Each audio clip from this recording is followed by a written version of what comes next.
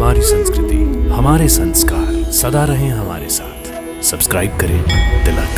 मुदाकरात् मोदकं सदा विमुक्तिसाधकं कलाधरावतं सकं विलासिलोकरक्षकम् अनायकेकनायकं विनाशिते भदैत्यकं नताशुभाशुनाशकं नमामि तं विनायकम्।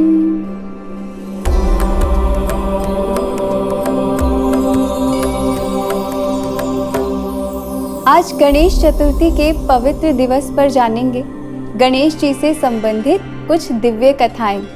गणेश जी निराकार दिव्यता है जो भक्त के उपकार हेतु एक अलौकिक आकार में स्थापित हैं। हिंदू पौराणिक कथाओं के अनुसार ये भगवान शिव और देवी पार्वती के पुत्र हैं। गण का अर्थ है समूह। ये पूरी सृष्टि परमाणुओं और अलग अलग ऊर्जाओं का समूह है। यदि कोई सर्वोच्च नियम इस पूरी सृष्टि के भिन्न भिन्न संस्थाओं के समूह पर शासन नहीं कर रहा होता तो इसमें बहुत उथल पुथल हो जाती। इन सभी परमाणुओं और ऊर्जाओं के समूह के स्वामी हैं गणेश जी। वे ही हैं सर्वोच्च चेतना जो सर्वव्यापी है और इस सृष्टि में एक व्यवस्था स्थापित करते हैं। आदि शंकराचार्य जी ने गणेश जी के सार का बहुत ही सुंदरता से गणेश स्तोत्र में विवरण किया है।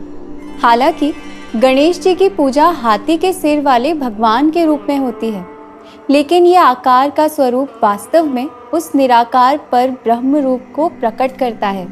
वे अजम निर्विकल्पम निराकारम एकम है, अर्थात गणेश जी अजम हैं, अजन्मे हैं, निर्विकल्प हैं, बिना किसी गुण के हैं, निराकार हैं यानी बिना किसी आकार के हैं, और ये उस चेतना के प्रतीक हैं जो सर्वव्यापी है।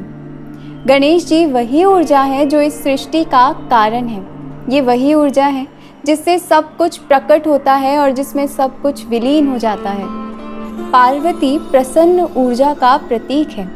उनके मैले होने का अर्थ है कि कोई भी उत्सव राजसिक हो सकता है, उसमें आसक्ति हो सकती है और आपको आपके केंद्र से हिला सकती है।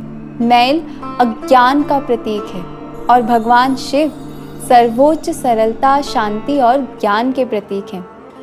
क्या भगवान शिव जो शांति के प्रतीक थे इतने गुस्से वाले थे कि उन्होंने अपने ही पुत्र का सिर धड़ से अलग कर दिया? तो जब गणेश जी ने भगवान शिव का मार्ग रोका, इसका अर्थ हुआ कि अज्ञान जो कि मस्तिष्क का गुण है, वो जब ज्ञान को नहीं पहचानता तब ज्ञान को अज्ञानता से जीतना ही चाहिए। इसी बात को दर्शाने के लिए शिवजी ने गणेश जी के सिर को काट दिया।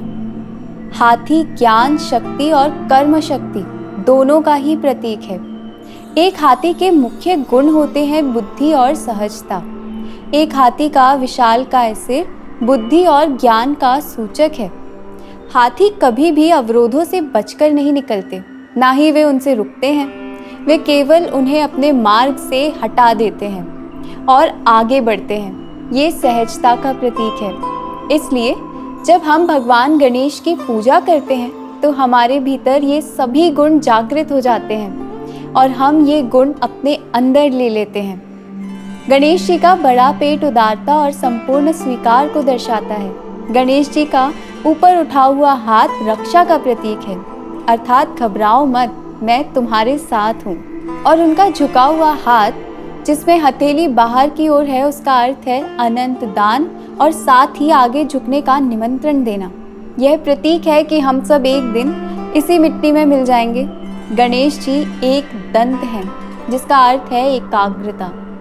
वे अपने हाथ में जो भी लिए हुए हैं उन सब का भी अर्थ है। वे अपने एक हाथ में अंकुश लिए हुए हैं, जिसका अर्थ है जागृत होना, और एक हाथ में पाश लिए हुए हैं, जिसका अर्थ है नियंत्रण। जागृति के साथ बहुत सी ऊर्जा उत्पन्न होती है और बिना किसी नियंत्रण के उससे व्याकुलता हो सकती है।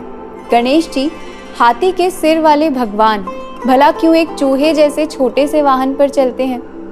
फिर से इसका एक गहरा रहस्य है। एक चूहा उन रस्सियों को काट कर अलग कर देता है जो हमें बांधती है। चूहा उस मंत्र के समान है जो अज्ञानता की अनन्य परतों को पूरी तरह काट सकता है और उस परम ज्ञान को प्रत्यक्ष कर सकता है जिसके भगवान गणेश प्रतीक हैं।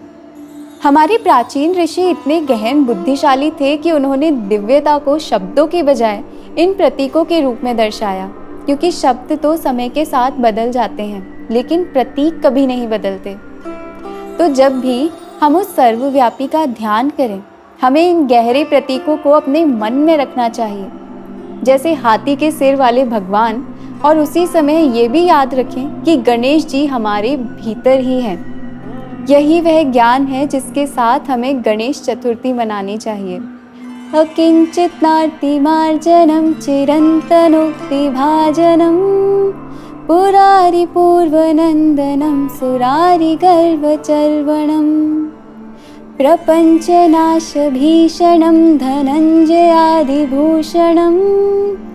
कपोलदानवारणं भजे पुराणवारणं भजे पुराणवारणम्।